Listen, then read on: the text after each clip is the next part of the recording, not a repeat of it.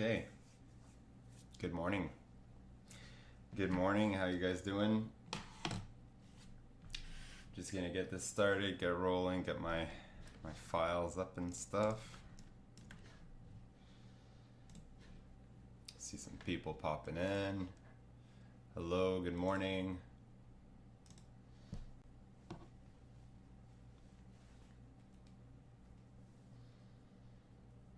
Awesome. Awesome. Okay. So, hi everyone. Welcome to my Sunday stream. So normally I do this for patrons only. Today I'm just gonna do a public stream, just because yeah, I got a couple things to address, and it's easier to do it for everyone here. Hello, good morning. Hell yeah, back with CSP. Yeah, I'm loving Clip Studio. I'm not going back to Photoshop. I've officially swapped over. I mean, you can save PSDs and stuff out anyways, so easy peasy. Good morning. Okay, well, I guess I'll get started then. So yeah, so anyways, before I make any announcements, I'll let some people pop in and start working. So I'm just working on these character thumbnails for now. These are some just some miscellaneous design ideas. I like to kind of warm up with this stuff and just get some shapes out, get some storytelling going. And yeah, you can see these are just really simple silhouettes, and I'm going in with a second value here, just using a flat, I don't want to add a clipping mask, I want to add a new layer here. I'm just using like a flat kind of square brush to do my silhouettes. It's got some tapering on it, and then I'm going back in. I've locked the layer, and I'm going in with a darker value to add in some quick shadow shape. So when you zoom in, it's kind of quick, kind of sloppy, kind of blocky, but the important thing is to get the shapes in so that the characters are legible from this kind of distance. So yeah, I'll be kind of just blocking this up. It's pretty early here in Montreal, so I'm just gonna start the day off with some quick characters. Get the ideas rolling.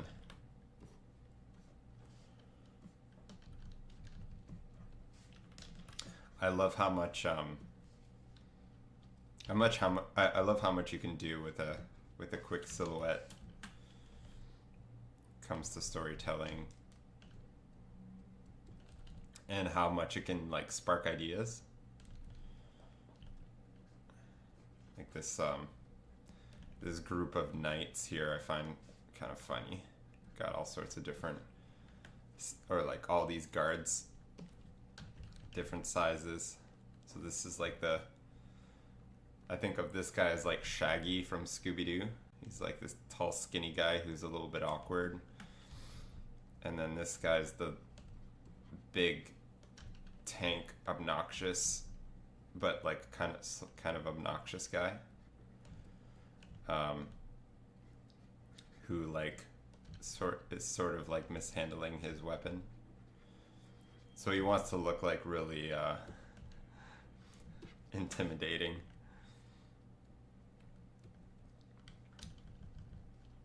But accidentally kind of pokes people. Kind of like that guy from Guardians of the Galaxy. It's sort of the archetype I'm going for, the blue guy.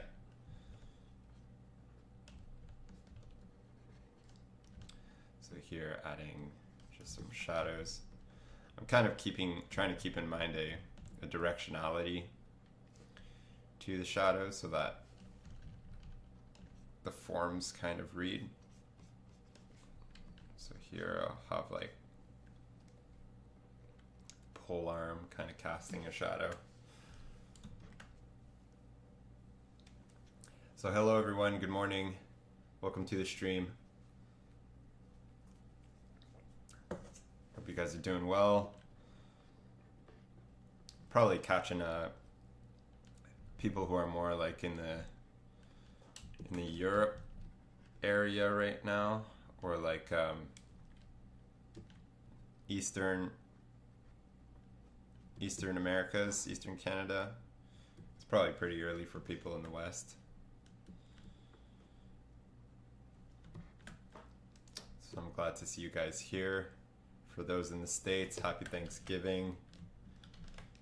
I'm a Canadian, so we celebrate a different time of the year. Central US, just grab the coffee. Yeah, nice.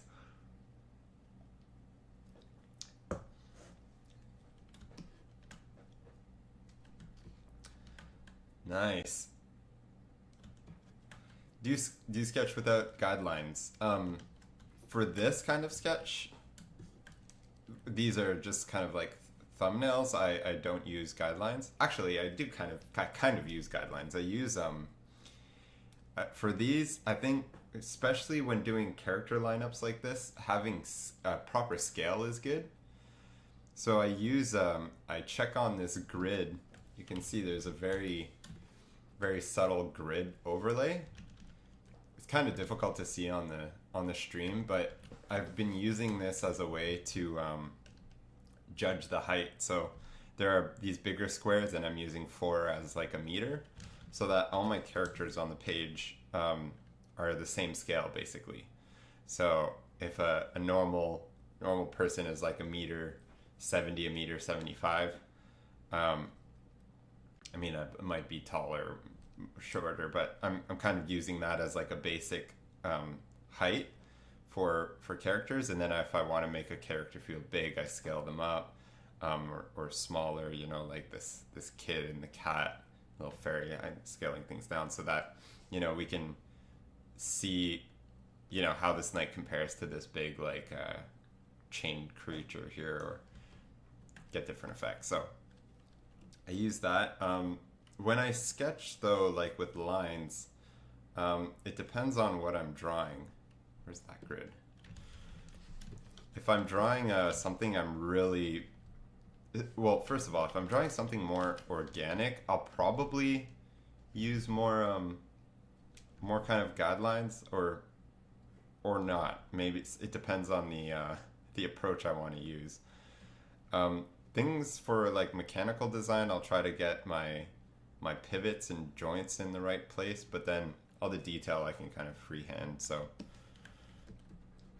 I don't use as many guidelines, but the important thing is that you use the guidelines that you need. There's no shame in using guidelines. In fact, you can kind of harm your progress if you decide not to use them in the beginning, because you don't know how to draw anything yet. So yeah.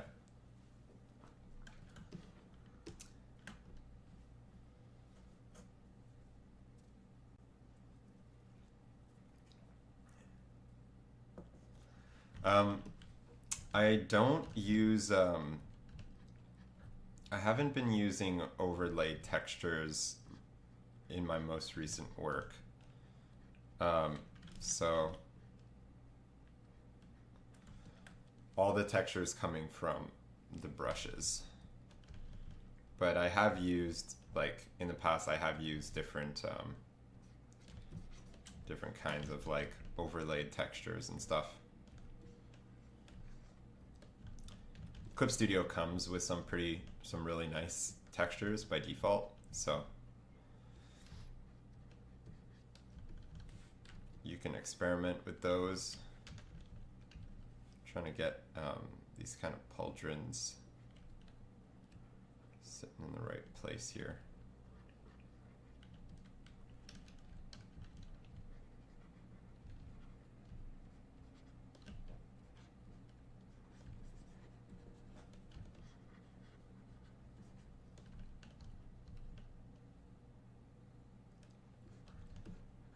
I always forget the kind of like skirt. I forget what it's called, but knights have kind of like often have like a skirt. These are weird knights. They're not medieval accurate, or accurate to a certain era. I'm kind of mixing together lots of different armor types. Like kind of get these like samurai looking belt things, and then we've got more like gothic, Anglo-Saxon armor designs here.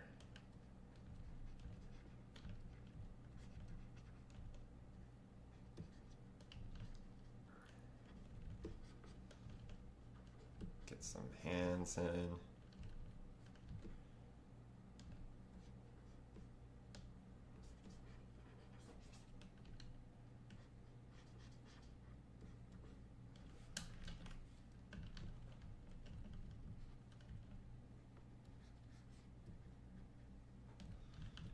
Kind of zoomed in for these shadow shapes. I probably shouldn't be so zoomed in, but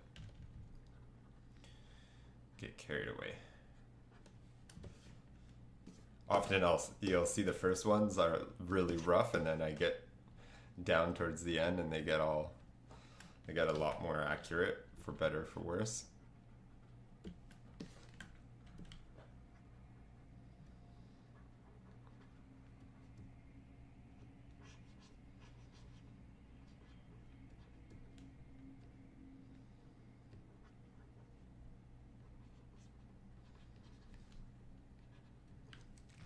Okay, hello everyone.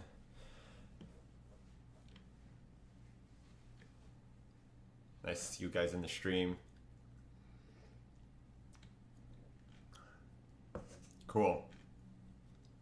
Okay, so I'm gonna make a couple quick a quick announcement for people who are in here. I've been running into some issues with social media.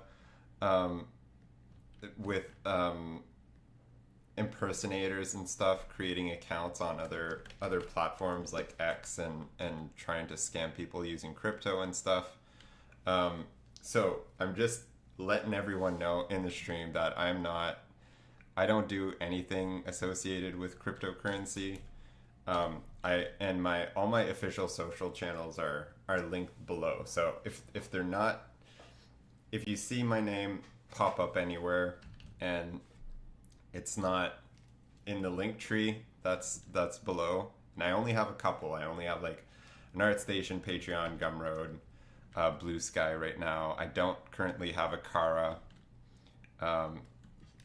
So yeah, I don't have an X account. I don't have a Threads account. So if those are my official socials, feel free to follow me if you want on them.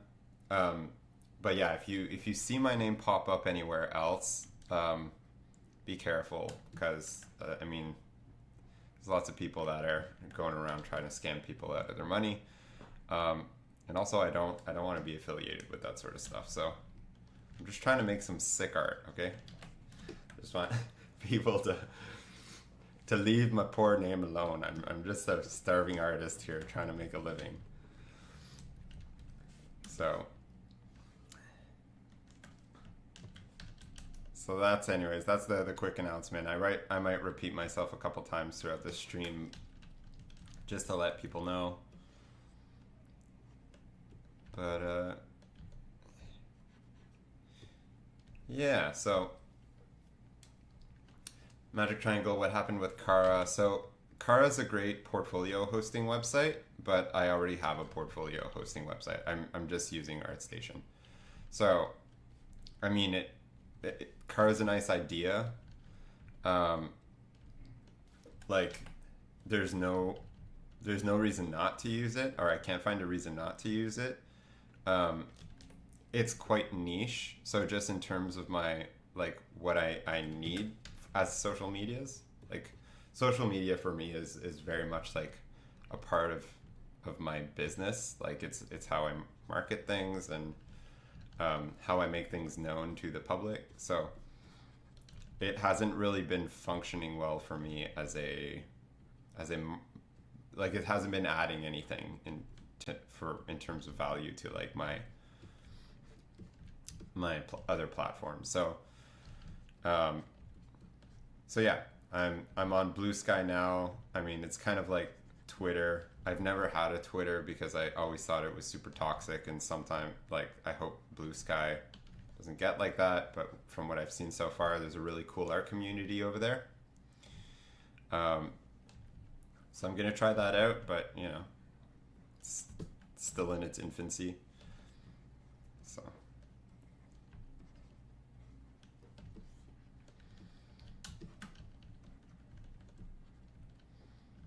I want to give this guy like a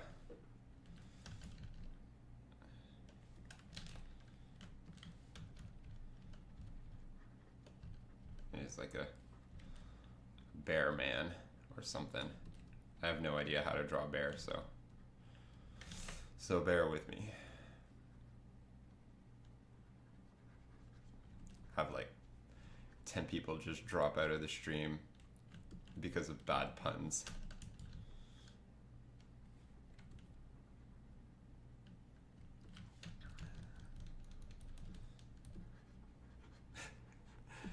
Okay.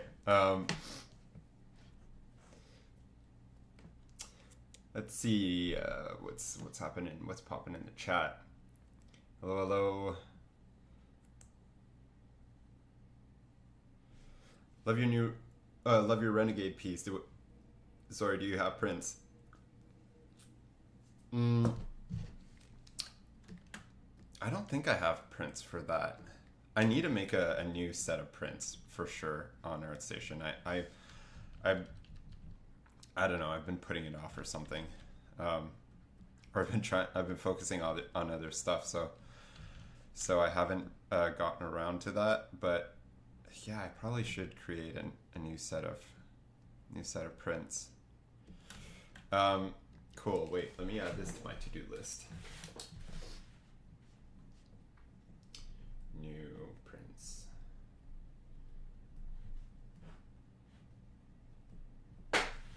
Keep a little list on the side of my desk for all the stuff I need to do.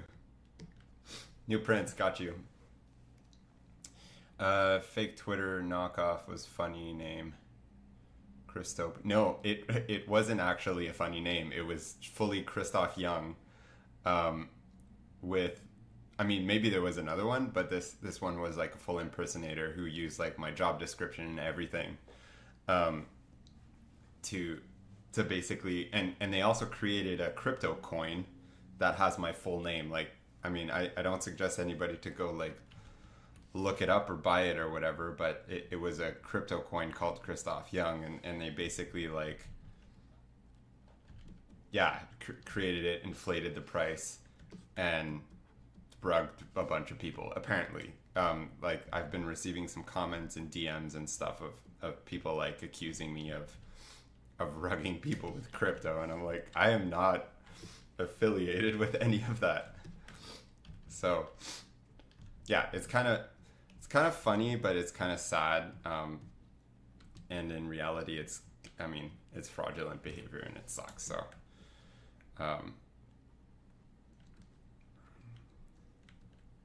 So anyways, spread the word. I don't take no business in any of that crypto shenanigans, but it's a wild world.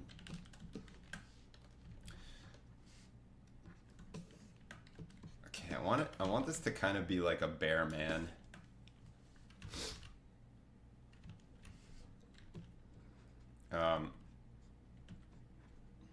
So I just want like the faintest like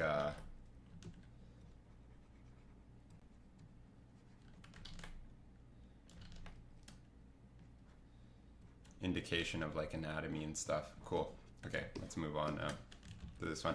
I might you know, I'm gonna be streaming for a while, so I might take one of these and start polishing it up. Here we have a theatrical spider queen lady. She's also got fur for some reason.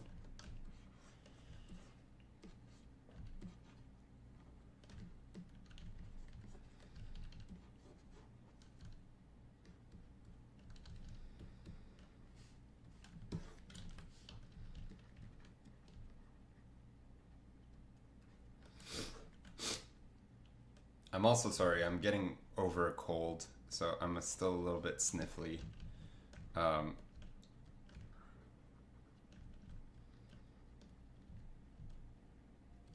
I'll try not to sniff too much on stream.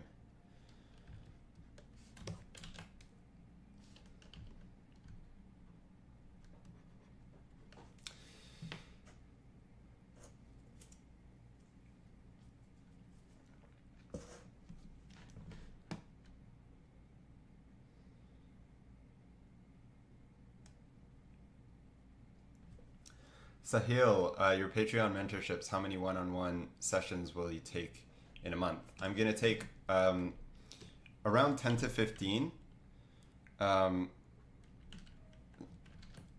Yeah, they're half-hour meetings every week, so, you know, I don't want to like overload my schedule with meetings. So yeah, I've still got some slots open. If you're interested, you can or for anybody interested in mentorships, I'm opening mentorships, like one-on-one mentorship sessions in January. So you can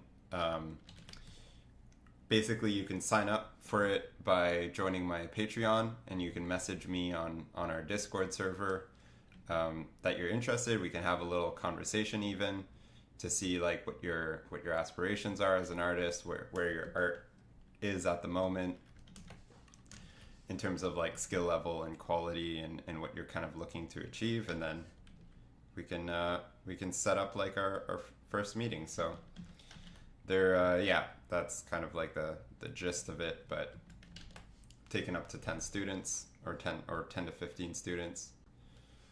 So let me know or get on it. Here we have a creepy spider queen lady.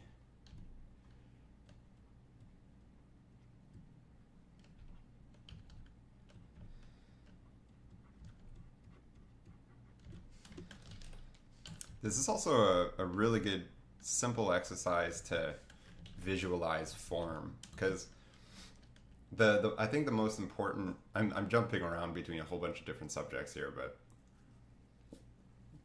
so when you're learning to render, a lot of people get caught up with like shading and blending and you making stuff look smooth and all that stuff, but really the most important part of rendering is designing nice light and shadow shapes and finding that dichotomy, like finding that split between what's in light and what's in shadow.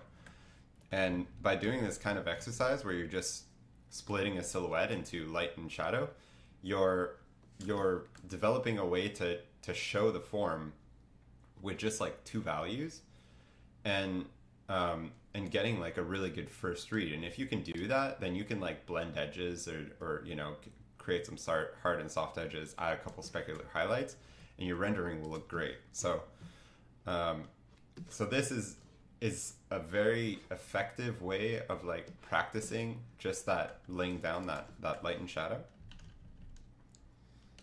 And at the same time, you can experiment with form.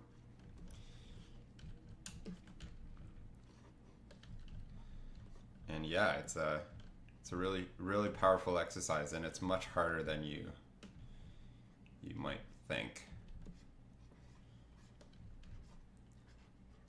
Like it takes practice to get things to read. Here I have another little fang here, or maybe it's over here. So I need to make that read by having it come forward. And then I'm gonna have a leg here and maybe another one under here. So these are coming forward.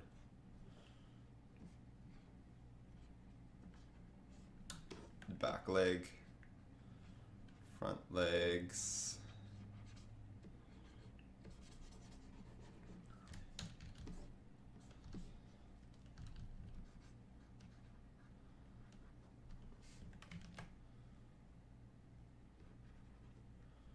And then I'm gonna have this back leg coming through here.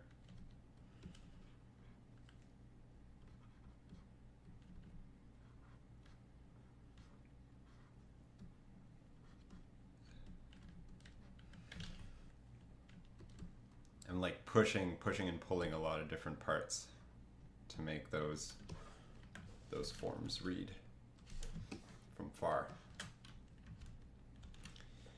So before we just had a flat silhouette, now we got a 3D object.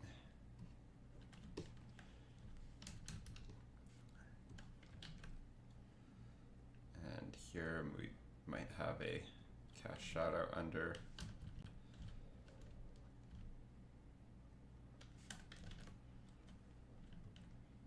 Creepy lady.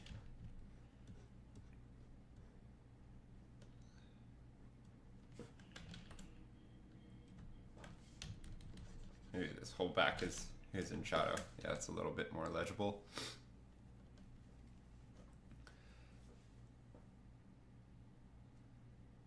How you doing it? Aiolos, I have my pixels locked here. You see how there's like a little grid pattern? It says locked transparent pixels. So this gray layer is 100% opaque. And because I have those pixels locked, I can draw only within those shapes.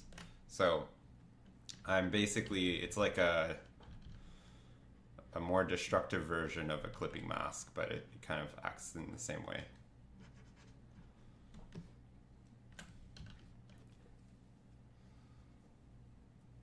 I could stream on Twitch too. I could. I would if I could. No, I don't. That's the thing though. I wouldn't. I could, but I won't.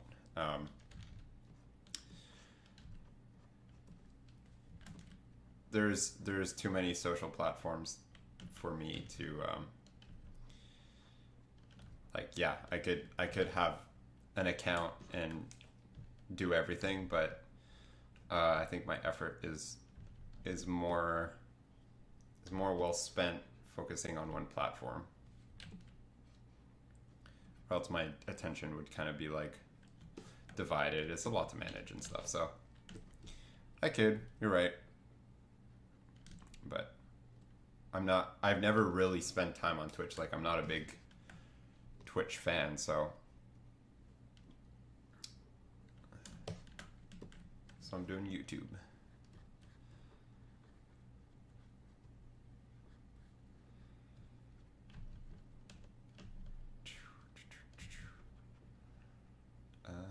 This is going to be back leg. These can come under. This little creepy spider.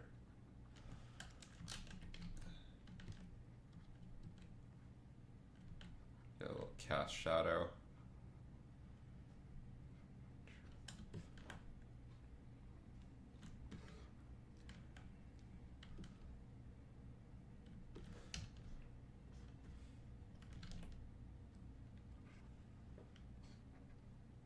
This is probably one of the best exercises to practice your shape design and light shadows hierarchy, and just getting designs to read. Like, being a good illustrator or drawing well is one thing, and it's important, but you can get a whole design across with just a silhouette and some shadows, or a silhouette and some internal form breakup. And it's kind of a skill in its own.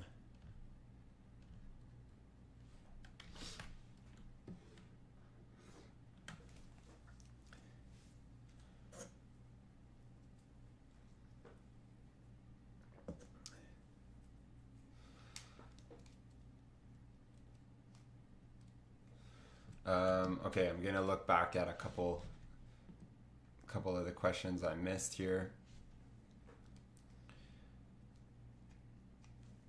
Oh wait, I got lost one sec.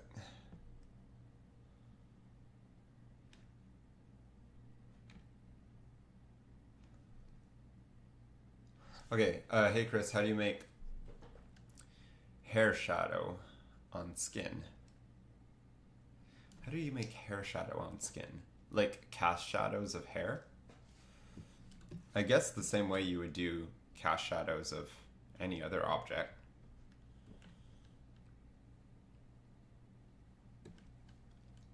Like you can kind of calculate where light is hitting hair and then project those hair shapes onto the skin.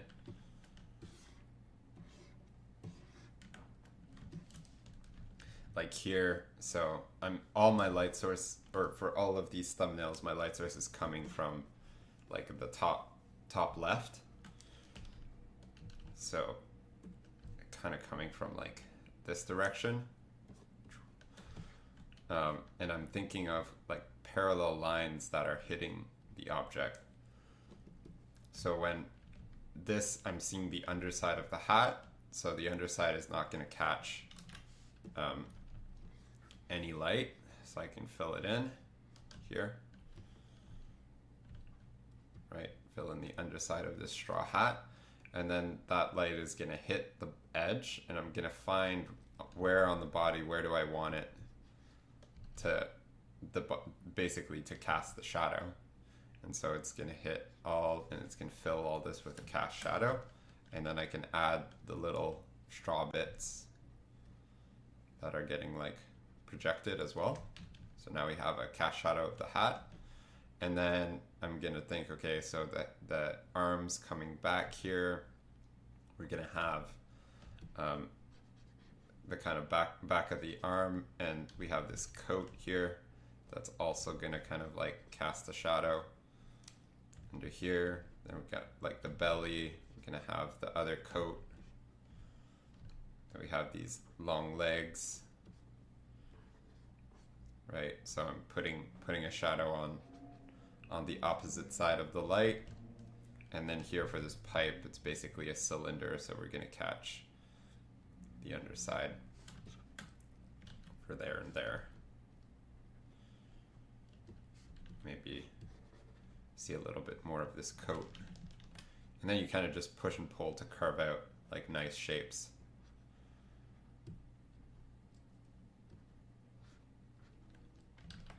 I want this to be like an old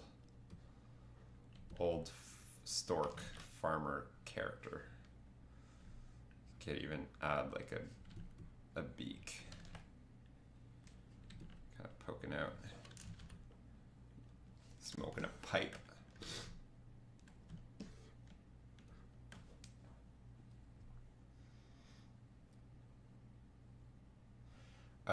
Do you have specific shape for the silhouette in mind already? Do you mean questions like this can be really ambiguous because I have very specific vocabulary for certain things. So for me, a shape is a two-dimensional shape, and I already have my two-dimensional shape for the silhouette figured out. Like that's what this is, right? If you're asking if I already have an idea of the form, like the 3D form that I'm trying to create, I don't. I have like some indicators of the three-dimensionality. Like I have an antenna here and I have another antenna here, and they're placed in perspective. So this one is foreshortened. So that gives me an idea of kind of the 3D object. So this antenna might be coming out, and this one is going back, so that's gonna kind of like be all in light. But this form here, this 3D form, could be a lot of different things. It could be a cylinder, like just a straight cylinder coming back, in which case I would just divide it in half like this. right? And then if this was like another cylinder, I could just split it like that. But if I wanted to make it like a much wider thing, like sort of like the this object up here, then I could actually like make the spread. Basically, I would need to change the cast shadow to show that like this is kind of following that much closer, and then I would have to change the cast shadow down here. So I'm kind of like manipulating the form with the core and cast shadows. Maybe I come up here and push this. Now maybe I give it a little bit of a different like dimension. Maybe some little gadgets and stuff in here. We have some mechanical parts. This is like a like almost like a Horizon Zero Dawn sort of like animal.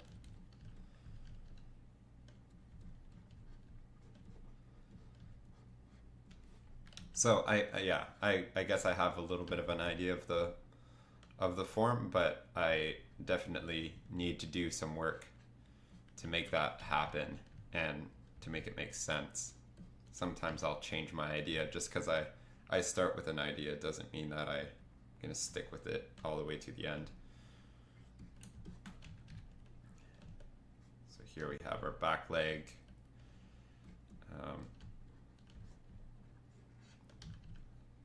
Here, maybe there's another sort of like carapace. You get the cast shadow of the shoulder piece. So there's like a shoulder piece here, and I'm not drawing it, but I'm drawing the kind of negative space of it, so that you kind of like you can fill a lot of that information in your head. Let's say here I'm going to add some scale indicators, so some smaller details help indicate scale. This is a pretty big mech. Have some little pipes and stuff.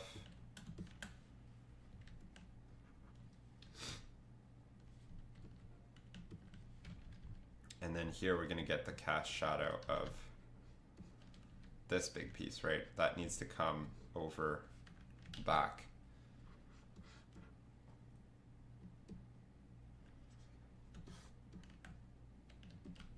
Something like that.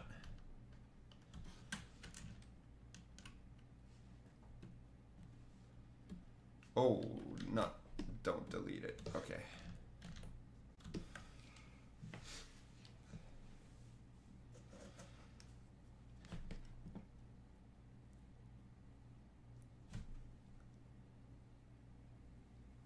Any tips on maintaining likeness while doing expression sheets? Ooh, that's tricky. I'm not a master of that by any means.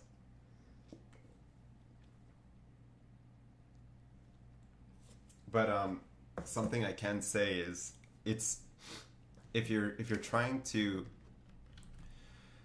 like, a really good character design will have a couple very recognizable features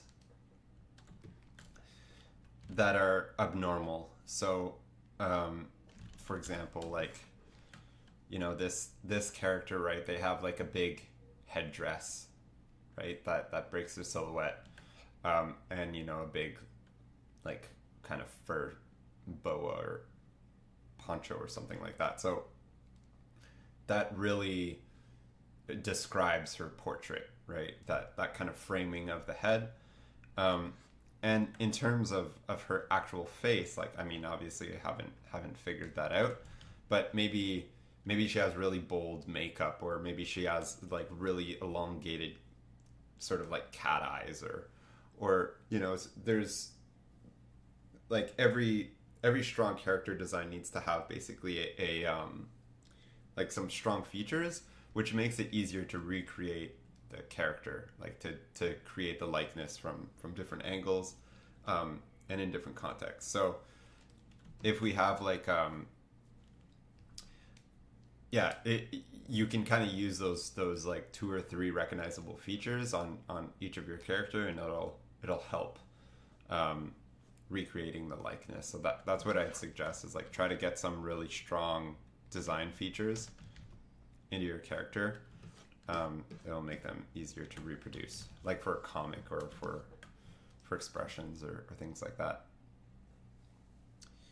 Okay, what am I gonna do with these now? Hey, from Japan. Hello.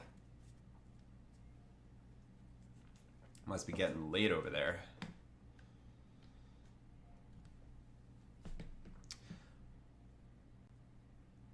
Okay, rendering isn't the must-have skill it used to be, since AI can master that soon. The real challenge lies in brainstorming and creating fresh ideas for character design, something AI will struggle to do. I wouldn't look at it that way. Rendering is a fundamental that you should learn, just like lighting is, value, perspective, structure, form, right? It's rendering is just the amalgamation of a couple fundamentals, like value, material, design, lighting, and form, right? To understand that. And fundamentals are something you're gonna need to learn no matter what. In the same way that, like, you know, ChatGPT can write you an essay or whatever, but it doesn't mean people will stop learning English or learning their language of choice. Fundamentals are vocabulary. So if you don't have any vocabulary, like if you don't understand rendering, you don't understand value, you don't understand lighting,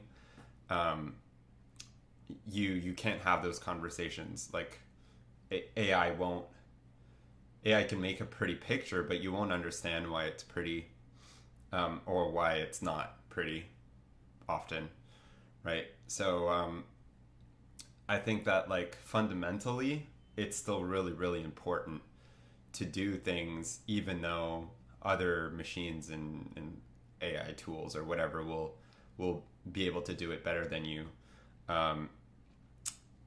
Like, it's still important to learn how to write and to speak English and to stuff to communicate with people, even though ChatGPT can write an essay better than you. So so that's kind of how I think about it. Like, there's still a lot of value to learning that stuff, like an incredible amount of value to learning and understanding rendering, and not just like how to render a painting, but like how materials actually work, how lighting actually works, you know, the physics behind it. And you know, it makes you see the world differently. So I think that's incredibly valuable. But at the same time, design is also really important. It's a different kind of language, though. Like, design and illustration is kind of two different mindsets. One is trying to, like, bring something to life with a certain kind of fidelity, and I would call that illustration. And then design is mostly problem solving and storytelling, and you're using basically illustration, or you're using any kind of medium to kind of bring those stories to life. It could be illustration, it could be oil painting, it could be 3D modeling. There's a lot of different mediums in which you can convey a concept. So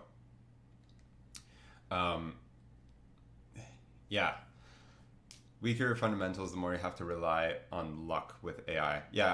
Basically. I mean, I'm gonna come back to that, like, analogy with English. Like, if you don't understand English and you just type something you ask ChatGPT to write you a cover letter in English, but you don't speak it, then you're literally just, you know, rolling the dice with the AI. It would be like, you know, using Google Translate to send someone a message in a foreign language, right? Like, you can't check it, so it might be full of mistakes. like that you don't understand, right? So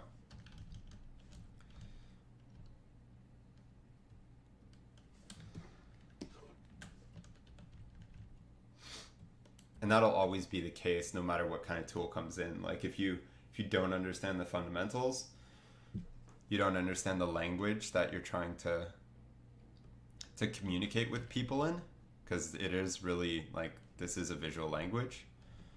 um, then you won't be able to have a legitimate conversation, basically, or you won't be able to convey your ideas in a true way.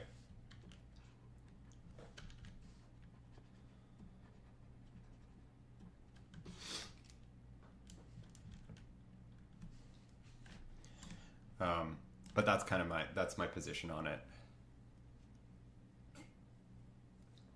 No, I don't think it creates a more competitive job market.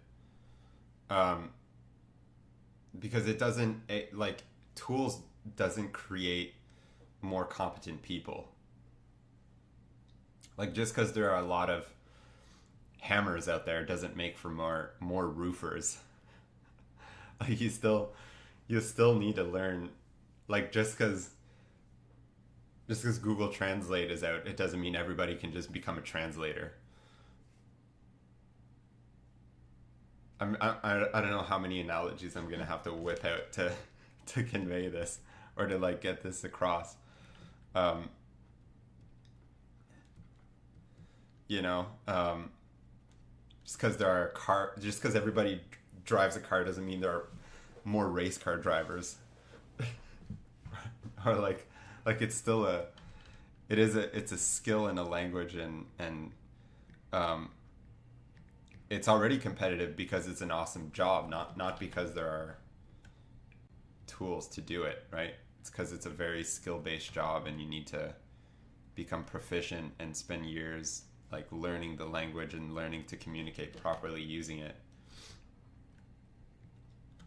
So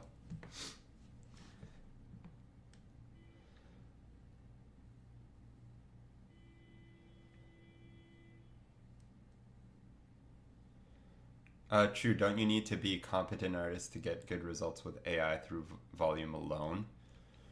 Um, yes and no. I mean, like I've worked, and I've screened hundreds, if not thousands, of artists when I worked in studios, and even before AI was around, we'd receive 1,000 applications for a position, and yeah, you'd go through them, and you might consider two or three of them for an interview, because because it's a competitive job, like no matter what. And it's not like there are AIs that are sending portfolios of AI art. Like it's yeah, maybe people create portfolios with AI, but they get dismissed with every other portfolio that's out there. That doesn't cut, that doesn't meet the benchmark, or doesn't meet the quality benchmark, um, because clearly they don't understand the language, the visual language. They don't understand the how to communicate. So it kind of comes down to the same thing. Yeah, there might be a bit more volume to go through, like a lot more spam, and it might be harder to filter through. But that's literally every kind of um, every kind of like industry that you can affect with AI, and that you can flood with basically AI, like spam, or like it could be misinformation, it could be whatever. Like it just means everybody needs to filter through more AI junk to get to the real stuff. It's not just concept art. It's like, you know, people need to filter through AI spam to figure out like what's the truth and what's a lie in politics, or people spam AI video and AI images on Pinterest. You don't even know what kind of Instagram influencer is an AI or not anymore. That's just part of like that's the phase we're going through as a society of just figuring out how to deal and filter out that information, and what's useful, what's not useful. So in all, I wouldn't let that discourage you too much from trying to learn the craft. Like if you want to do something, you know, it, there's always going to be stuff that stands in your way. It's hard, it's hard to follow your passion. It's a risk you need to take. And there's always going to be challenges no matter what era you're in. Sometimes, sometimes the challenge is that you also want to have a family and you want to raise kids and you don't have time to practice your craft. And then other times other challenges is that you just you're competing against hundreds of thousands of AI images that are getting posted on a daily basis and that are kind of flooding the market. But if you're passionate about it and you think there's value in learning it, then learn it, right? It's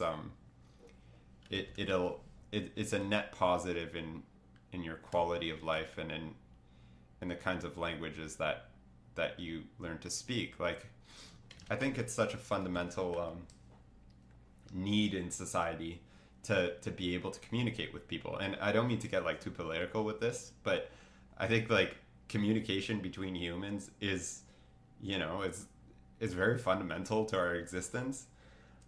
And that communication happens through language, but also visually, through the visual stories we tell, through how we show what things we can do and all this stuff. So I think that learning this language of visual communication is really important, but also is kind of a timeless skill. So I don't think it's going anywhere.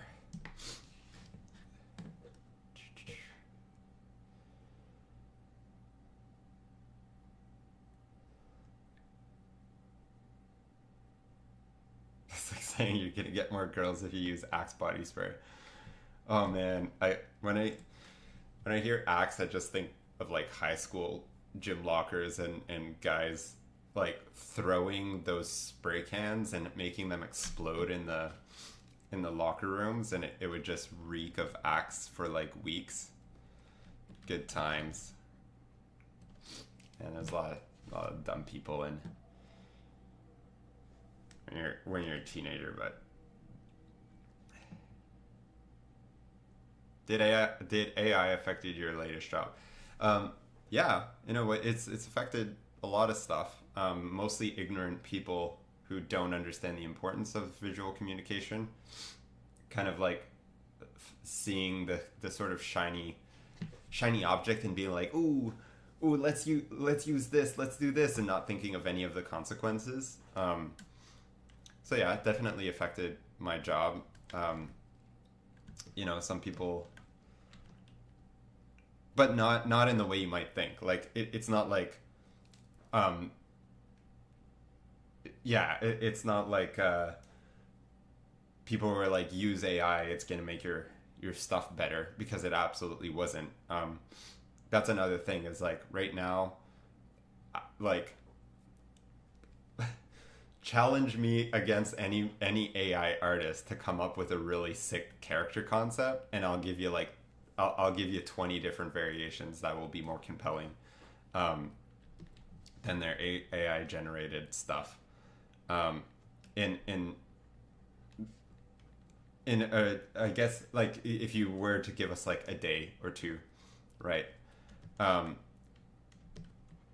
There's just I don't even find it competitive for the actual the real entertainment industry. It might be competitive for all the generic stuff and people's OCs who aren't professional, or who aren't industry quality yet. But in terms of actually generating really cool new ideas, AI is horrible at doing that. It's so generic still. But yeah, in the video game industry, it's a lot of like upper management and stuff who don't know what actually doing concept art and stuff is. They might be like, oh yeah, like we found this cool image, can you do something like that? And kind of like it adds kind of a wrench in the communication between departments and stuff, because you're using an unrealistic and you're using basically an inappropriate medium to communicate ideas.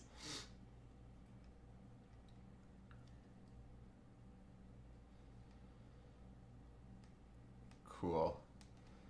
Um, New to drawing and I follow your videos a lot. I'm really struggling to reference books other than your videos to learn fundamentals. Could you recommend some? Um, I'm not really a big book person. Like I like reading novels and stuff, but um, everything you can learn from a book you can learn in a YouTube video. So I learned most of my fundamentals, or I've learned almost everything I know about concept art and illustration from YouTube videos. I'm also a visual learner, so that like video medium to learn stuff is really good. So I have some channels to recommend. Like I would really check out like Cynic's design, his old videos on how to draw stuff. He's got a lot of fundamentals. Modern Day James, lots of really great fundamental videos, how to study Bridgman, how to study anatomy, perspective, all that stuff. Marco Bucci talks a lot about, great like painting and design approaches, all that stuff. Then on a more like sentimental level, or I guess like you could talk like temperamental and personality and kind of like mental approach. You've got channels like Adam Duff, which are really, really good. So yeah, I mean, once you start following like art content creators, you see the ones that are kind of publishing more educational stuff, and people who publish more like just art creation stuff. So and then Feng Zhu Design, FZD. I mean, like his design cinema stuff that dates back to like over a decade ago. He's got like hundreds of videos. He's like the OG. Like if you want to learn concept art and I think he calls it like entertainment design. Yeah, check FZD out, because he's the GOAT. Okay, I've been talking a lot. Let's take one of these designs.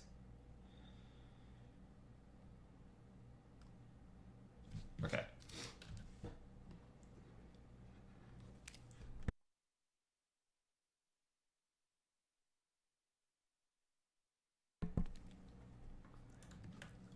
Okay, so I'm gonna copy paste this one.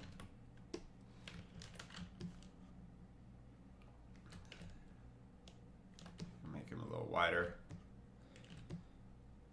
Yeah, big boy.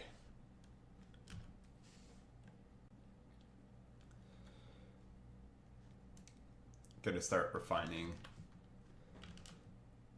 this design a bit.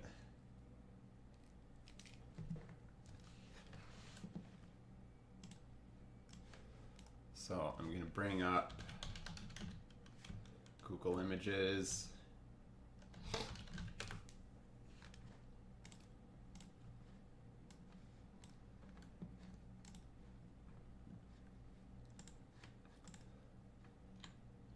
Just to find some shapes and stuff to inspire the design, but nothing like too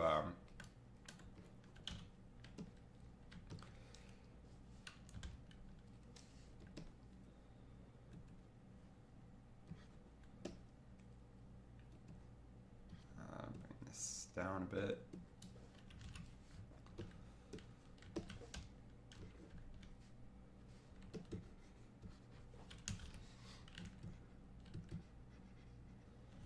So now that I have basically my dichotomy down, I can start painting in some other, like some secondary forms, and start developing basically the some more of the shapes. And I'll try some different brushes and stuff just to see what I like. Maybe something a bit more textured. I want something kind of bold.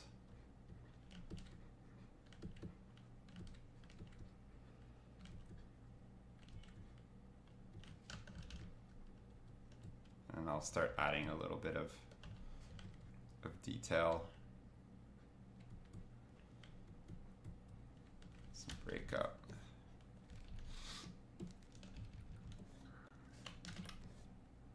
I have basically a giant knife.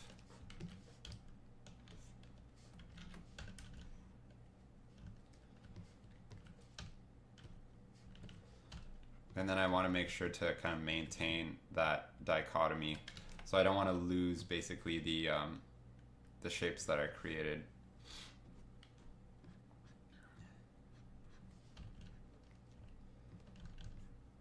I just kind of want to reinforce them.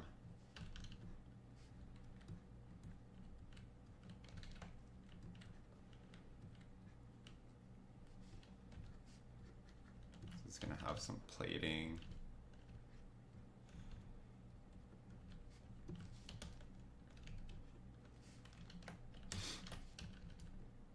This is also kind of different than my regular process, but it's one that I use a lot in when working and doing like studio work and stuff. Going from a silhouette to a more finished piece. So here we'll have kind of get maybe some reflected light in under here.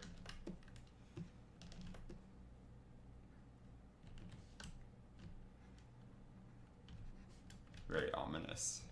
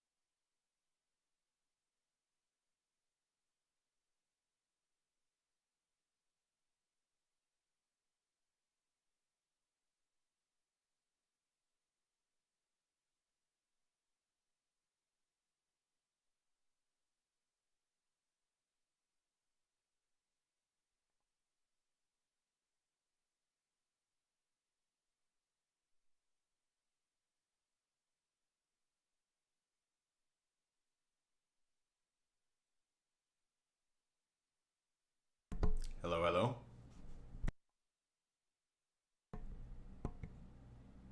Hello. Okay, there. Mic was kind of bugging out, but I had to disappear and blow my nose for a second. Okay. Do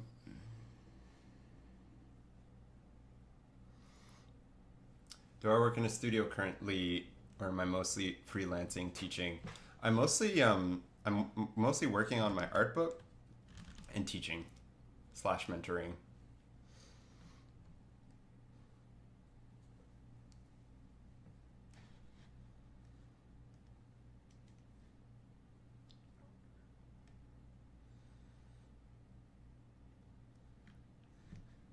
Okay. Also, for those joining the stream, hello. Hope you're spending a nice Sunday. I'm just working on a character design sketch.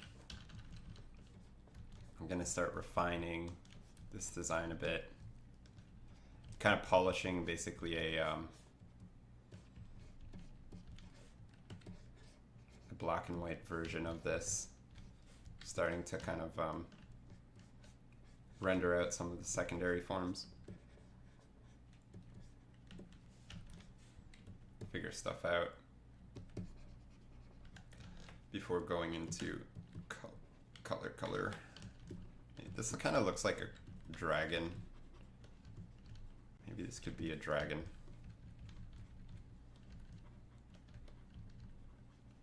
Like got some horns and stuff. Like a golden dragon warrior.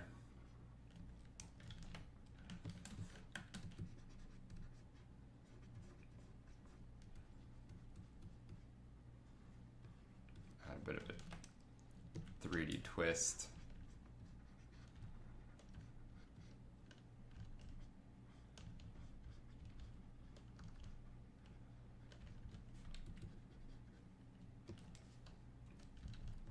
Add a bit of metallicness.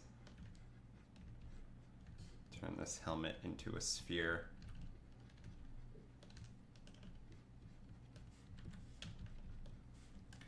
So yeah, I know it looks like a mess right now, but we're gonna figure it out.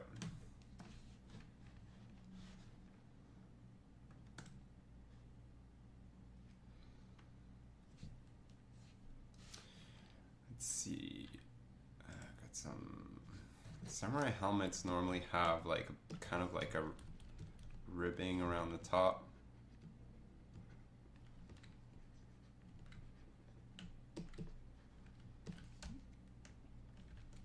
Also, maybe I want to play a little bit more with like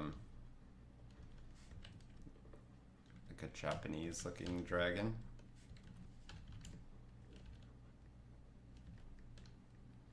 They have kind of like different, I don't really know what these look like.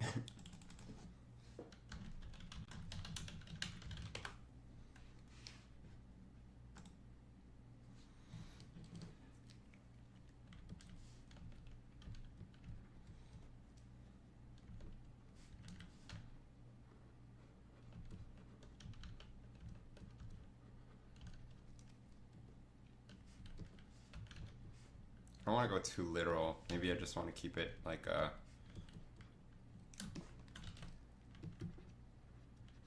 skull.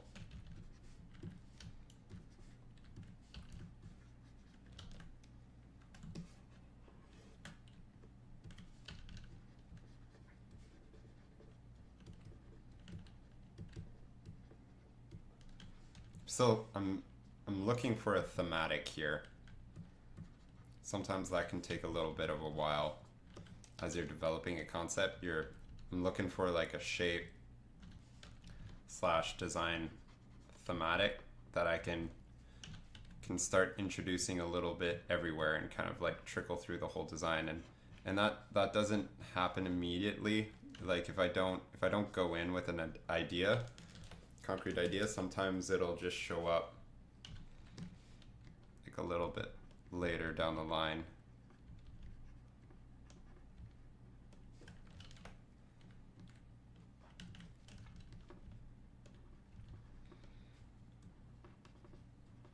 We're gonna have like this mysterious character here. I think the head might be a little bit too big.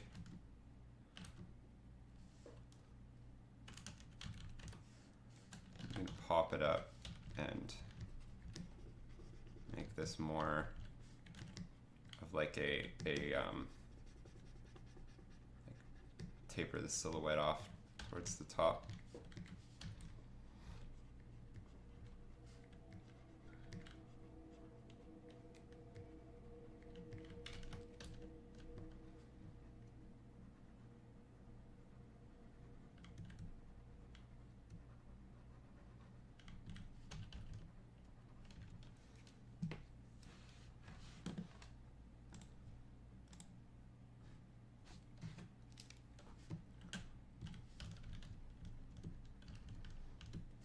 the handles, or a little bit of padding, little ropes and stuff. You could try to push the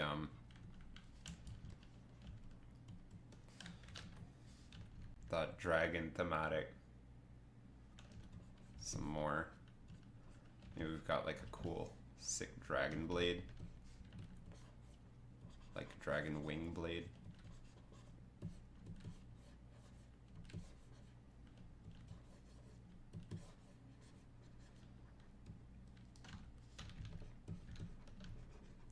So trying to keep some of the like similar silhouette, similar impact, different, but kind of break up with different secondary shapes.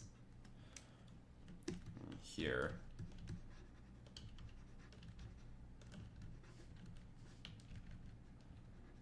kind of get some reflected light in here. Can use a bit of ambient occlusion to separate some stuff in the shadow.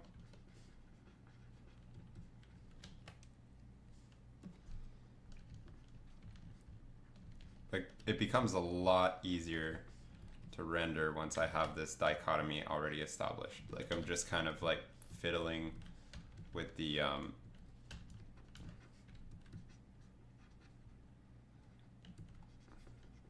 junctions, and then darkening the shadows a little bit where there's ambient occlusion, lightening them where there's reflected light,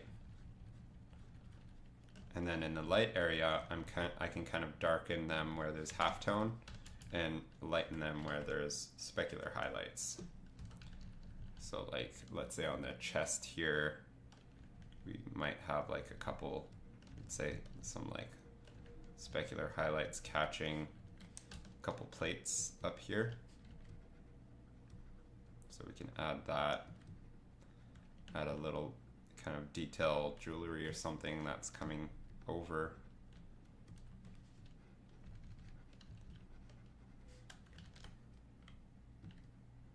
And I just want to get like the initial read and stuff down, and then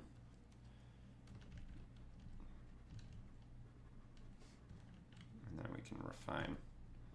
There's some little square jewelry bits. This is where I'm really figuring out like what all the secondary shapes are and the design's really gonna feel and look like. And I'm doing this in black and white because once I get to color, it can be I want to just focus on color. I don't want to think too much about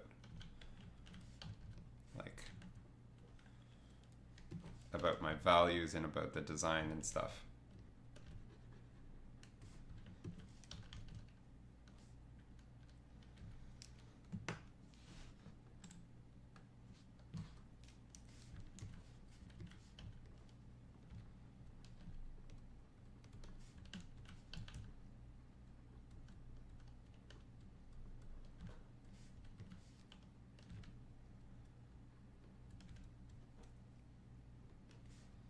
Oh, maybe I can do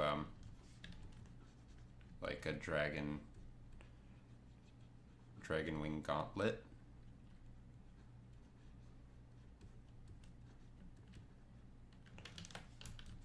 Kind of bring in that sort of shape. Maybe it's like a medal or something.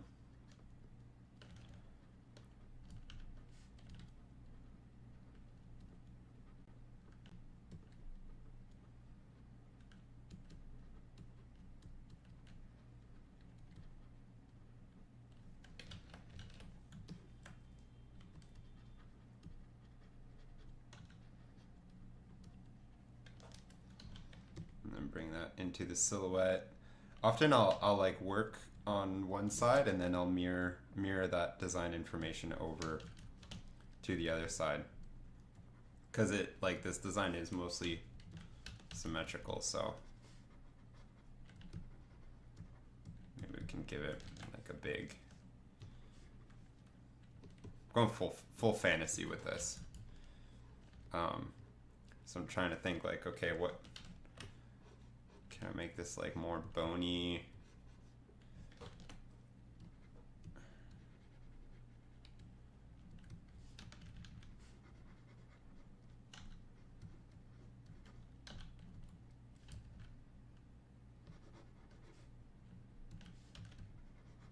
This might catch the light on this side.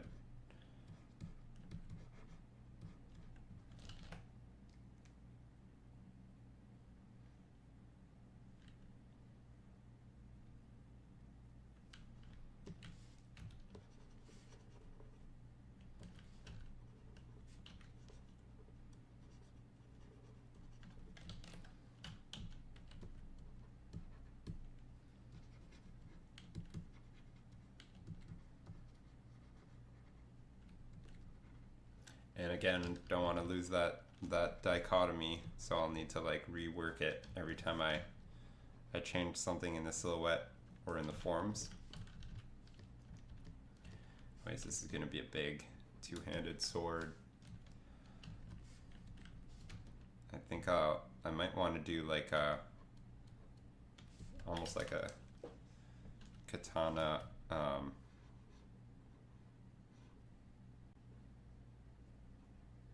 Kind of like wrapped handle.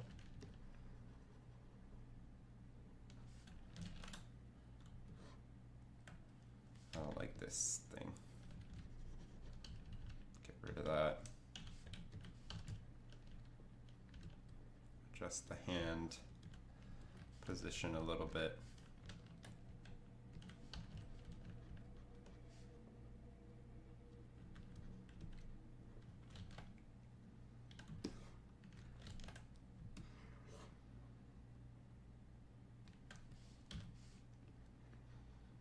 This bottom piece to be a little bit more imposing.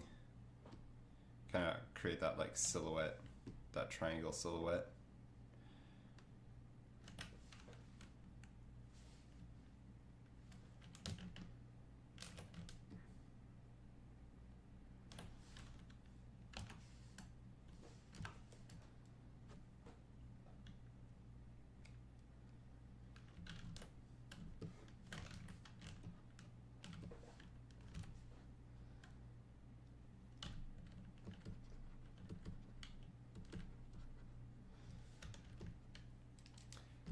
Okay, what kind of cool stuff can we do in the belt area? So this ain't gonna be historically accurate by any means.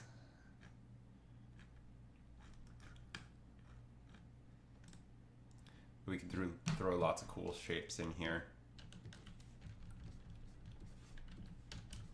I want to mix some like fabric.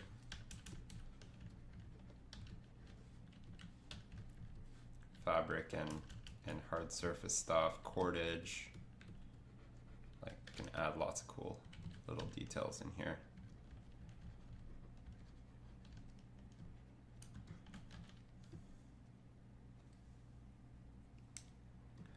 So we're gonna have some big plates.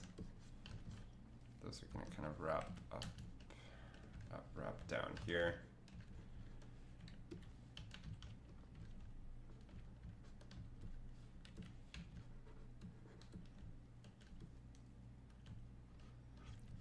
Catch a little bit of light and some ambient occlusion. So I want to separate the big forms first and then kind of progressively work to smaller and smaller shapes.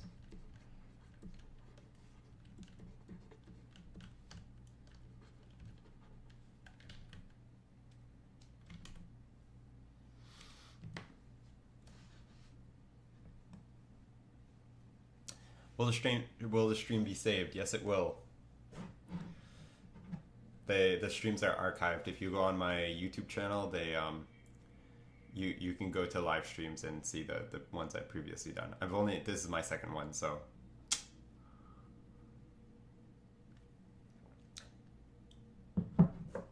Am I using reference? Right now I just have Google Images open on the side. I just wrote samurai, and I've got a bunch of stuff, good stuff and bad stuff. So I kind of scroll through them every once in a while. And, you know, if I see something that's like from, I don't know, if I see something that looks cool, I might use like a small part of it. But that's all the reference I'm using. I'm not drawing anything specific from any particular reference. Mostly just focusing on the on what I have on the page, and trying to make that work for itself.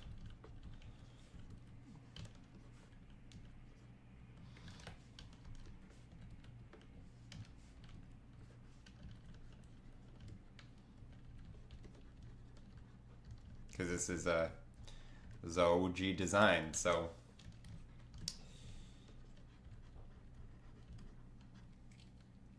I've also drawn quite a few samurai before. I mean, I designed the Oni character for Dead by Daylight, which is like a basically samurai monster. So I drew lots of samurais for that character, or that kind of archetype. So I have some a bit of experience with that kind of shape language and how the costume is kind of like brought together. Like they have these knee pads. This is going to be in shadow, I think. We get some of that dragon wing language in again.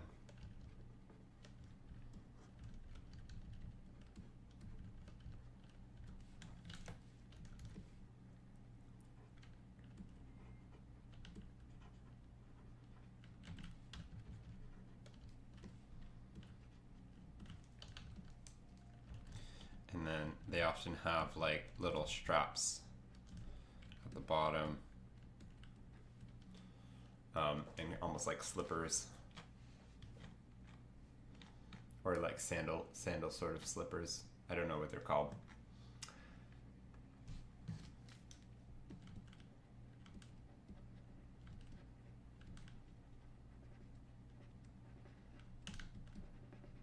Maybe I'll turn them into more specific storytelling details. You know, if I'm pushing this dragon thing, dragon thematic.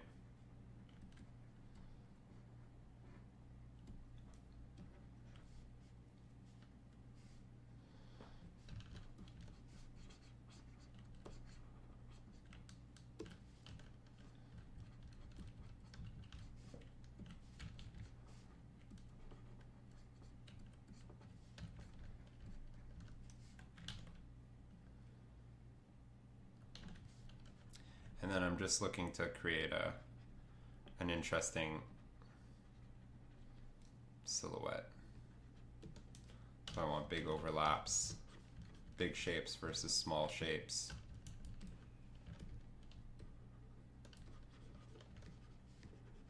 Kind of things breaking the silhouette.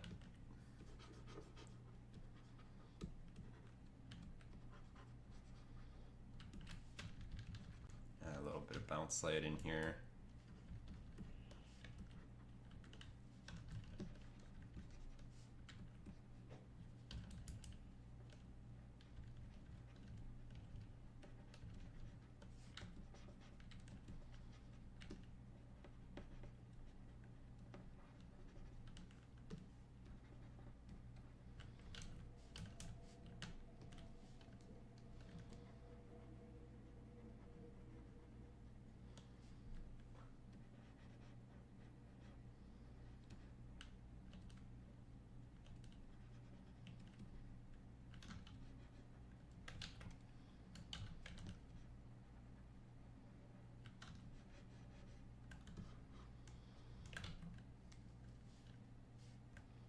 And I'm trying to create sort of a lower perspective.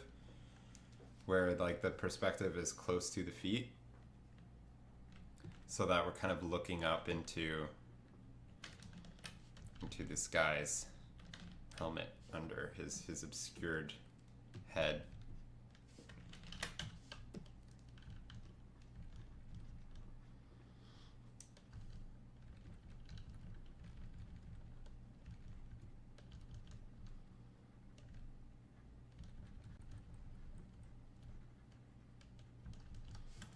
I'm gonna want the highest point of contrast to be like right above, like right here, close to his face,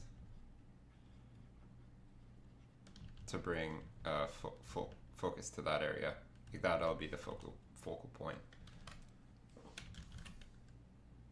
You can read that from far. Do I ever zoom in? Yes, I do zoom in eventually, but I'm solving big problems right now. So big problems, small drawings. It's really hard to solve big design problems when you're zoomed in. You get way too caught up in details.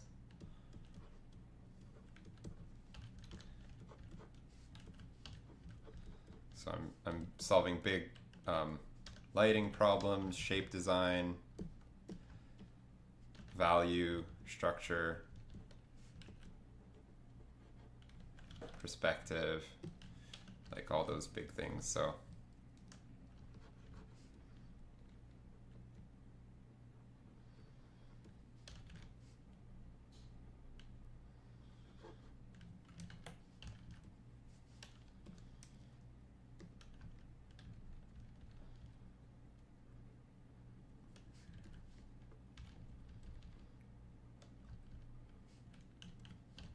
zooming in will come with time, but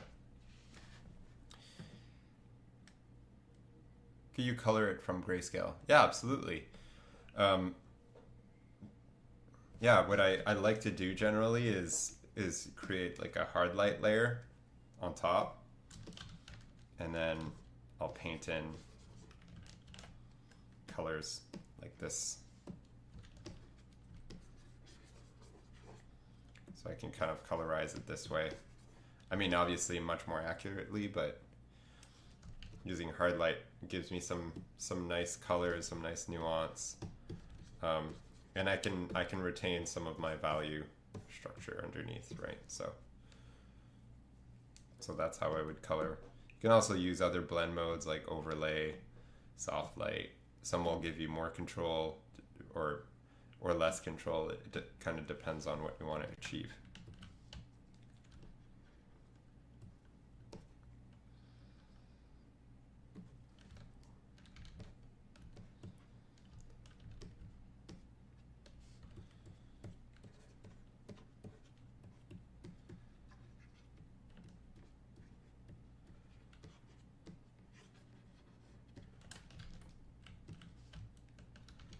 Now make some use some like big gradients to bring some of the focus up.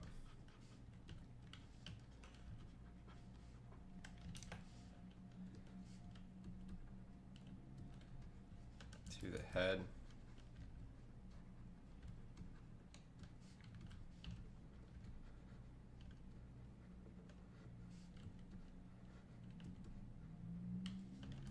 Use some more props.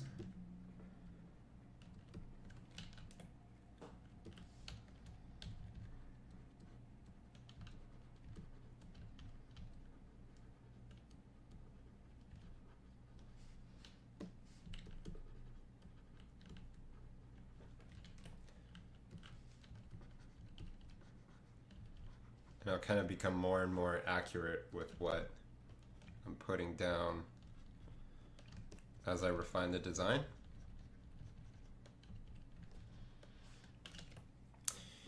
Okay, so I'm gonna take a little break, make my little announcement again. I don't know if we've got some new people in the stream. So, hey everyone.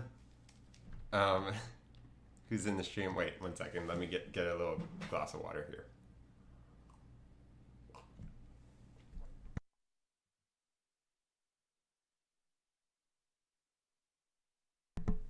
clear my throat before I talk. So I just wanted to live stream this morning. Normally I do this kind of thing on Patreon, but I've been running into some issues with social media, with especially regarding like impersonators, not like me personally with my social media accounts, but other people impersonating me. So I just wanted to let you know that all my official socials are down in the description. They're attached to the link tree. So those are the only accounts of me that exist. If you run across any Christoph Young accounts on like X or Threads or Reddit or whatever, like any other place than like what is in my link tree, it's not me. So there's basically there's a guy going around and he's using my name to create like a crypto token, and scamming people on that, and he had created a X account that was like straight up just impersonating me. So yeah, be careful, watch out for that sort of thing. I mean, it sucks for me because like I've been receiving DMs and comments on my videos that say like that I've been rugging people with crypto. I'm not involved in any of that sort of stuff. So I don't do crypto. I don't trade crypto. I've never done NFTs or any of that sort of stuff. Like I'm just not interested in it. Never been associated with any of that kind of stuff. Like it's so broad, but basically I don't do crypto, and I've also never been on Twitter or so all my official socials are down below. I have basically Patreon, ArtStation, YouTube, Blue Sky. Follow me on Blue Sky, and Gumroad. I don't have a Kara right now. Like I've stopped using Kara for a bit, just because ArtStation's doing the portfolio thing for me, and but yeah, I'm on Blue Sky to try to reach a more general public, kind of replacing what I had with Instagram. I don't have an Instagram account, don't have a Threads account, so yeah, that's basically it. It sucks to be impersonated and to deal with that sort of like fraud stuff. So yeah, just let people know or watch out for that, for my own sake, and also just to not get scammed, because that also sucks. So yeah, with that said, in the new year, I'm also gonna be starting mentorships on my Patreon, so you can check that out if you want. If you're looking for mentorship, or if you're interested, you can join my Patreon and message me on our Discord server, and yeah, we can set that up. I'm only taking 10 to 15 mentees, and yeah, that's kind of it for the announcements. I just wanted to clear that up, clear the sky, because I hate receiving like comments on my YouTube that really can taint my kind of reputation, if it spreads, because negative stuff spreads kind of like wildfire on social media these days. So anyways, that's about it. Besides that, I'm just trying to do my usual, just to starve an artist, trying to make a living. So here we go. Yeah, that's looking aight.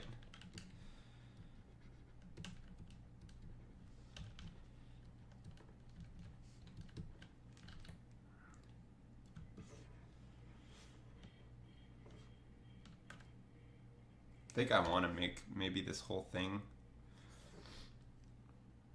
darker, like we're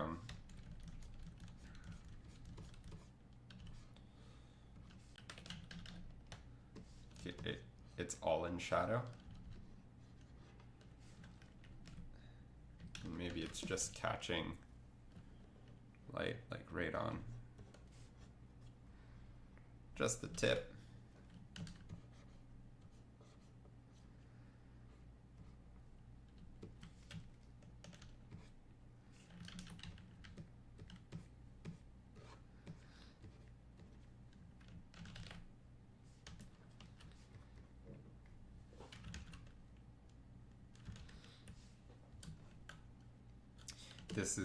This should be maybe a bit of a shorter dagger, shorter weapon.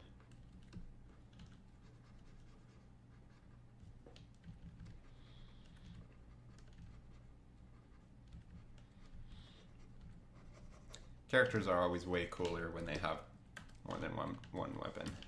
You always need a main weapon and a sidearm. Like Romans have their glaive and their pugio.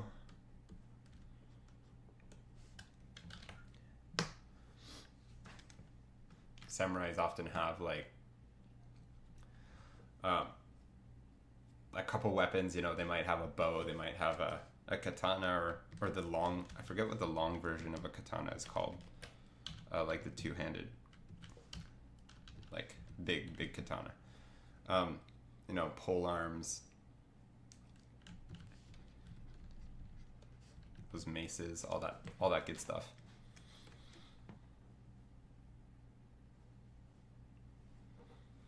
Would you provide like a certification for those mentorships? I mean, you could say that you did a mentorship with professional, but ultimately, it's not like you're not becoming a surgeon. You're becoming an illustrator, a concept artist. So your certification will be your portfolio and the quality of your portfolio, and nothing will trump that.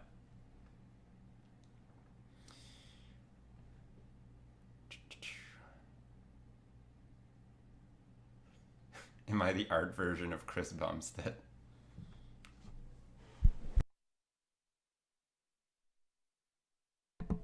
I don't know. I mean, Chris Bumstead, I think, is the... I don't know, did he win the Arnold Classic this year? Because I'm not winning much these days. Like, I've got a measly 200 followers on Blue Sky. Whoop whoop. And yeah, I mean, I'm mentoring and stuff, but I'm taking it pretty, like, taking it easy with all the projects.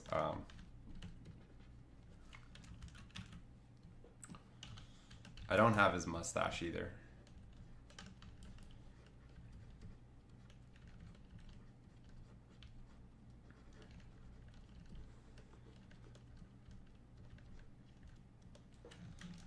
Maybe,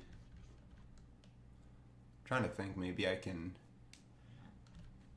bring this serrated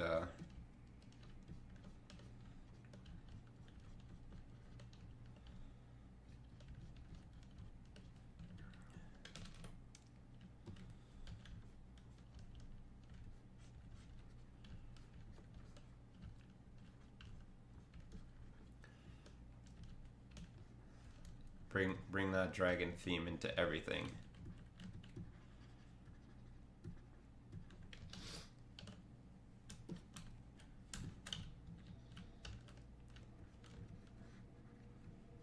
I'm a really big fan of like Tooth Woo's designs. I think he's just a phenomenal designer, and something that he does really well that I'm trying to work on is just really pushing a shape design thematic into a design and making it all about that one shape. So here, for example, I'm kind of adding in like a secondary secondary shape design to all of these things, all of these elements, to really push that sort of like dragon scale thematic, and making this not just a regular samurai, but a dragon samurai, making it a special one. You know what I mean? So yeah, kind of adding in this kind of ribbing and adjusting all the secondary details. But you see now I'm zoomed in a little bit more, and I can work on these little elements, but I've solved most of my lighting and stuff already, so I can now kind of concentrate on this better.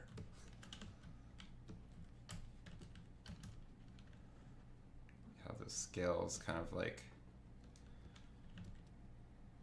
break the silhouette in different ways, overlap.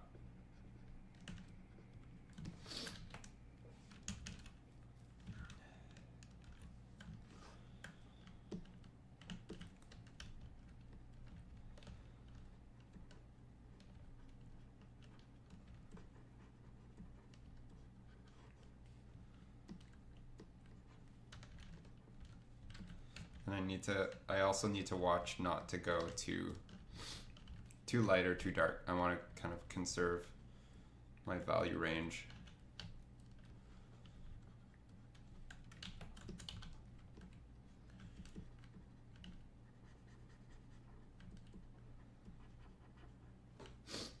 Okay, let's catch up on the chat, see what y'all are talking about.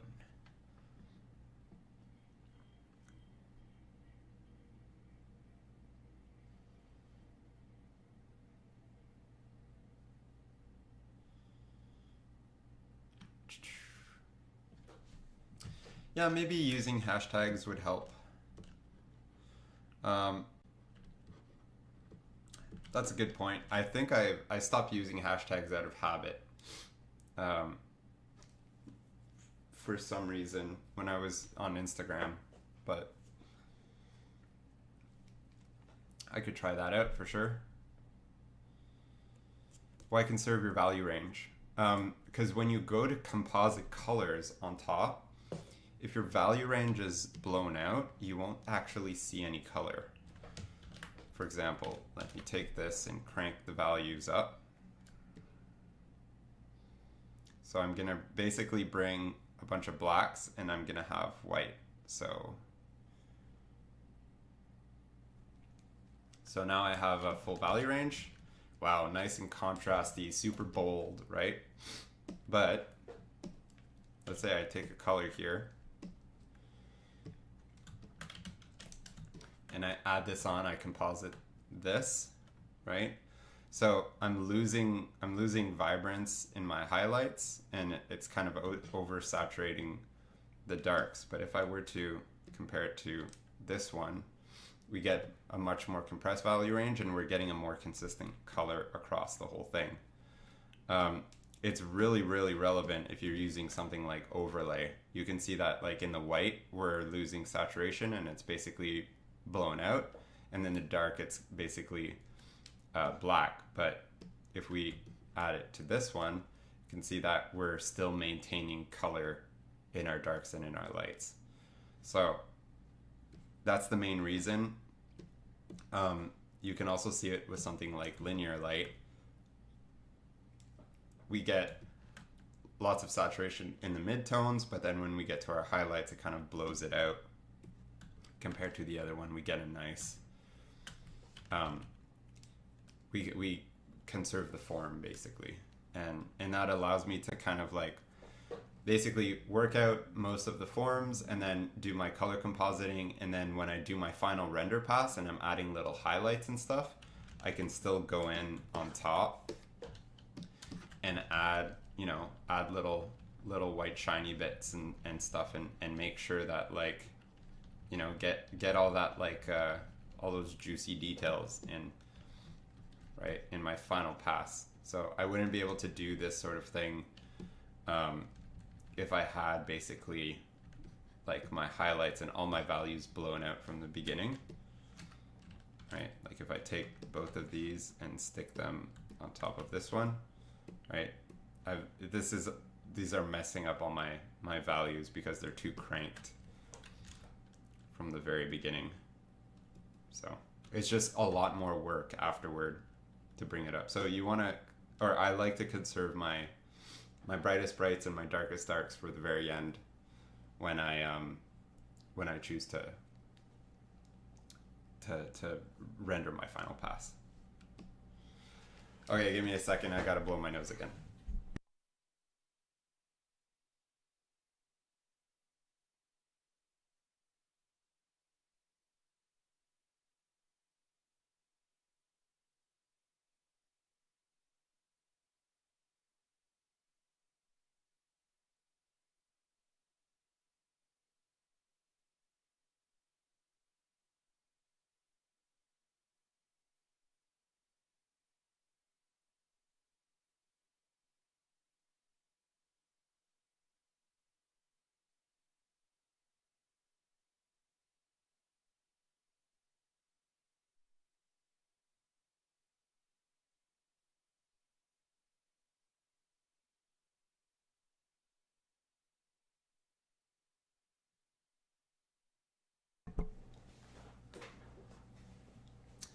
Okay. Any pitfalls? Switch from Photoshop to Clip Studio. Yeah, I mean, Clip Studio is fantastic. I think overall it's a much better program than Photoshop, and that's coming from like I've used Photoshop for years and know it inside out. But overall, I think Clip Studio has much better tools for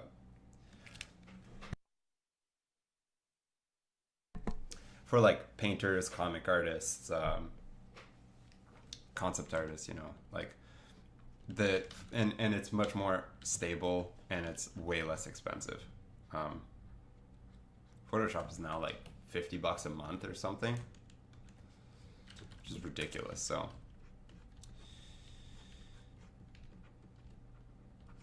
some pitfalls though, like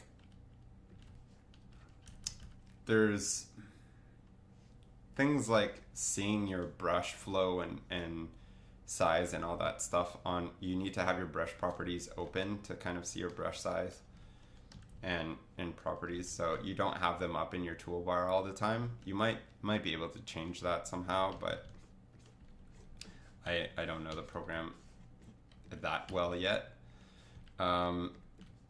Brushes can be really laggy when they're at a big size, so some of the pitfalls of Clip Studio, like you can see here how like laggy the brush is at this size.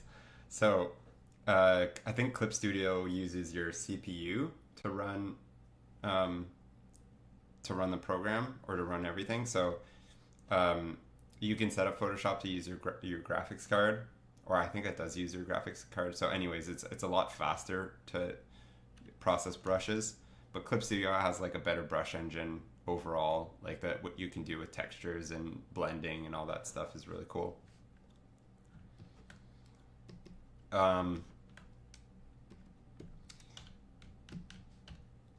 Besides that, I mean, there's not much. Like there's a couple little quirks, but I wouldn't say they're downfalls. They're just different. It's a different program, so there expectedly there's some differences.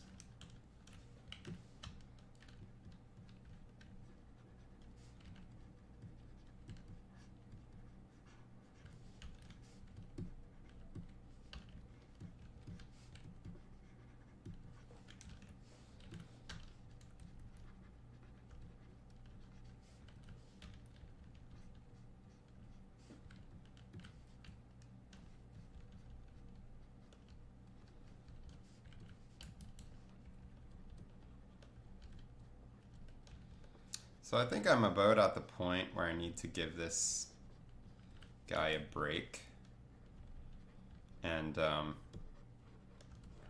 back, make some changes, make some design decisions. So I'm gonna end the stream soon.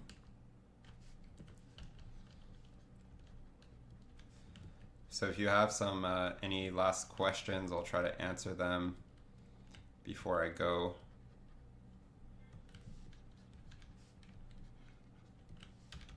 And yeah.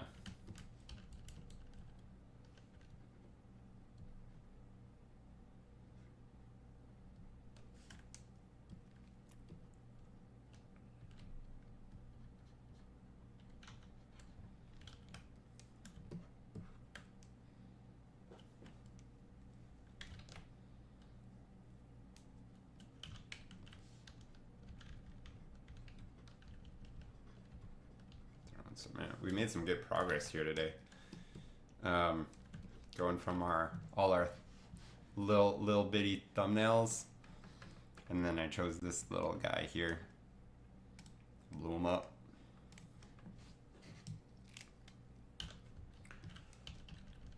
Did a little bit of value rendering.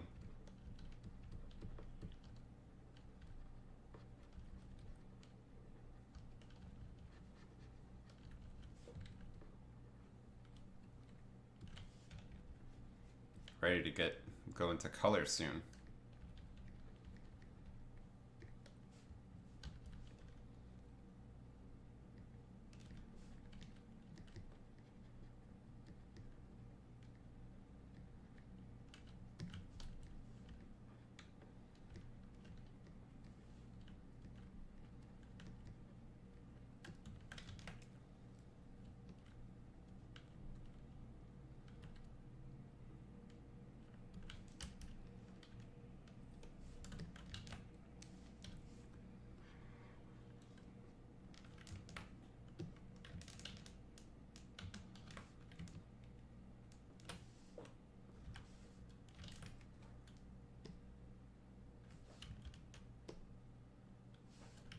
That a bit more interesting.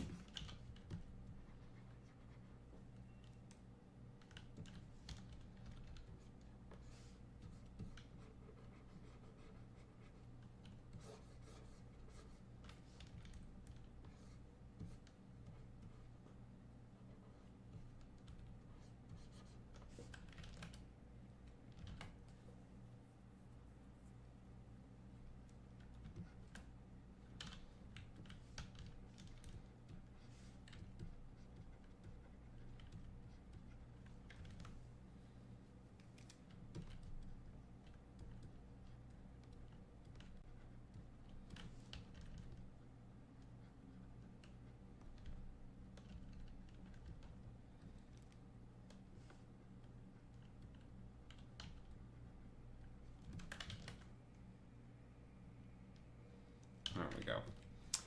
Okay.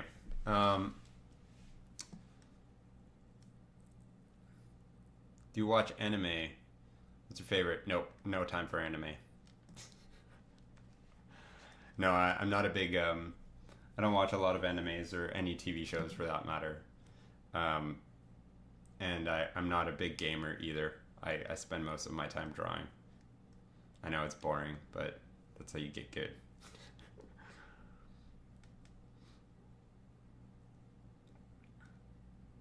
And when I have other hobbies and stuff, but they're not on a screen. I spend so much time on a screen that I'd rather go outside and touch grass or go play a sport or play guitar, cook, do something other than look at a screen. So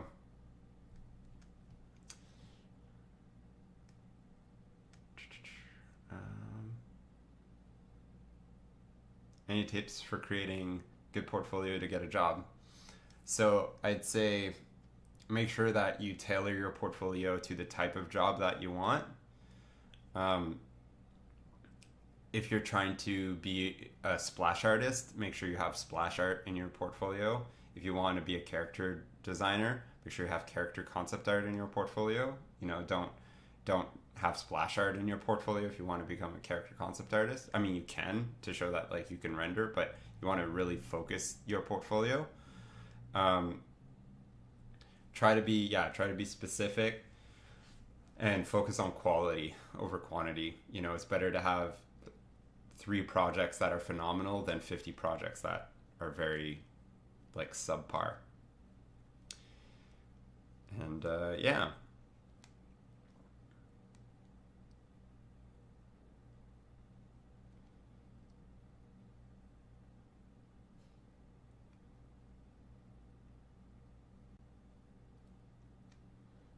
So, Bada, I was hoping to give your thoughts about arcane art.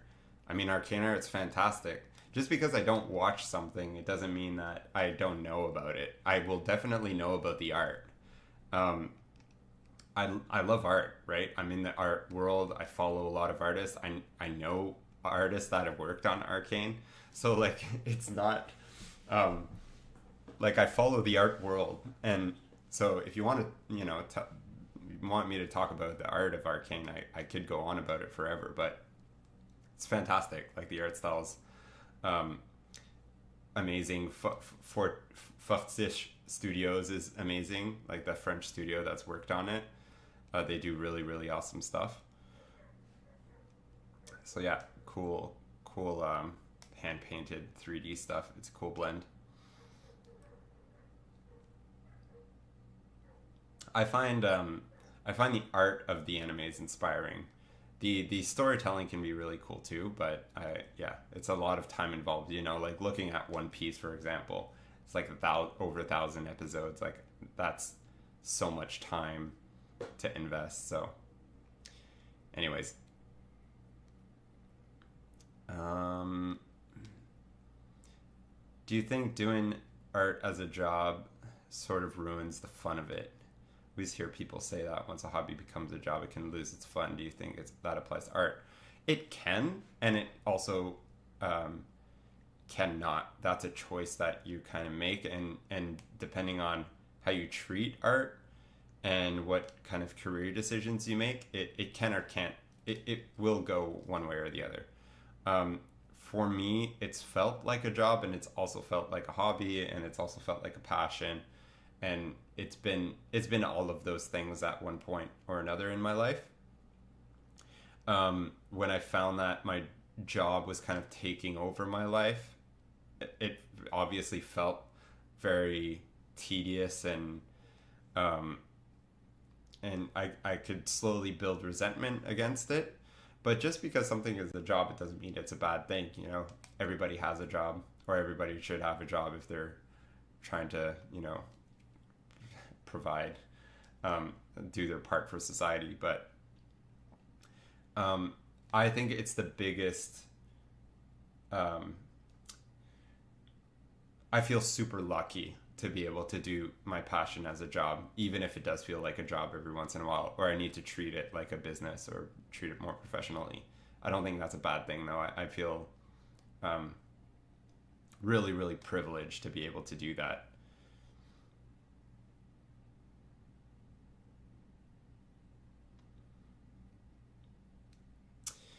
Um,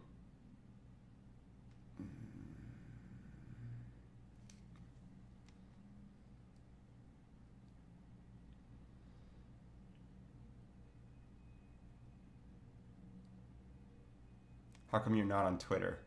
Because Twitter doesn't exist anymore. And X sucks. I'm on Blue Sky though. Blue Sky is the new place to be. So check out my link tree below. You can follow me on Blue Sky. I'll be posting regularly there, to build my measly following, and to just like reach out to a more general public. So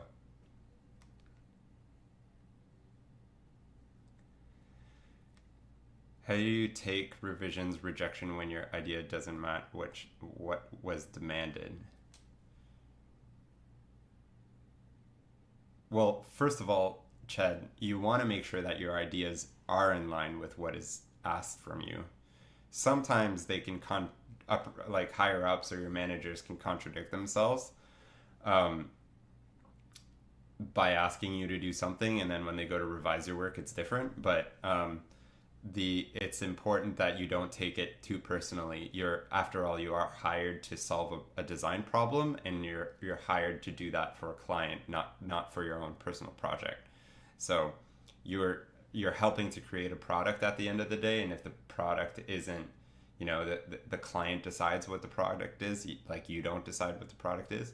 So you kind of need to put your ego a little bit aside, and then try to, like, not all criticism is fair, always, but you need to kind of learn to cipher out the good from the bad. So try to take the good constructive criticism and work with it, and then the stuff that doesn't make sense, you can try not to take it personally, and you can kind of, like, let it go, basically. I think that's the best way to kind of deal with criticism, even like unsolicited criticism. Like, some people that like to just tell you what's wrong about your art. Like, any kind of criticism, whether it be positive or negative or whatever, take the constructive stuff seriously, and try to let go of the other stuff, even if it's positive, right? Because you got to take the good, with the bad, or you don't take anything, right?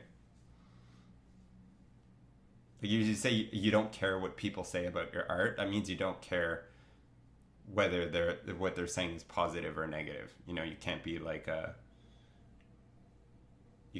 hypocrite that way.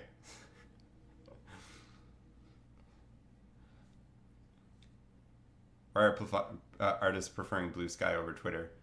Like I said, Twitter doesn't exist and X sucks. For everybody.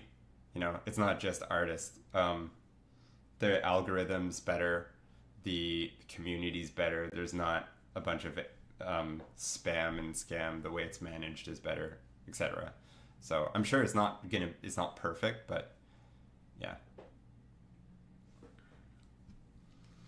I mean, Blue Sky is also a news media. Like, Blue Sky is the equivalent of X or Threads or whatever. They're all kind of the same. So, but again, like, I'm not a social media guru or anything, so.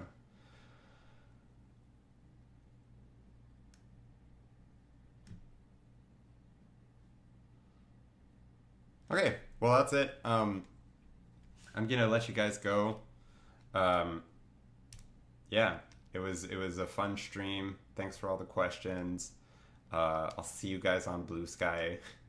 Help me out. having such a hard time creating, like, getting my following over there. I mean, I made some stupid decisions with social media, so I mean, I only kind of have myself to blame, but whatever. It's fun. It's been fun talking. And yeah, watch out for impersonators, because they've been trying to ruin my life. Okay. Have a good one, guys. I'll see you in the next stream. Ciao, ciao.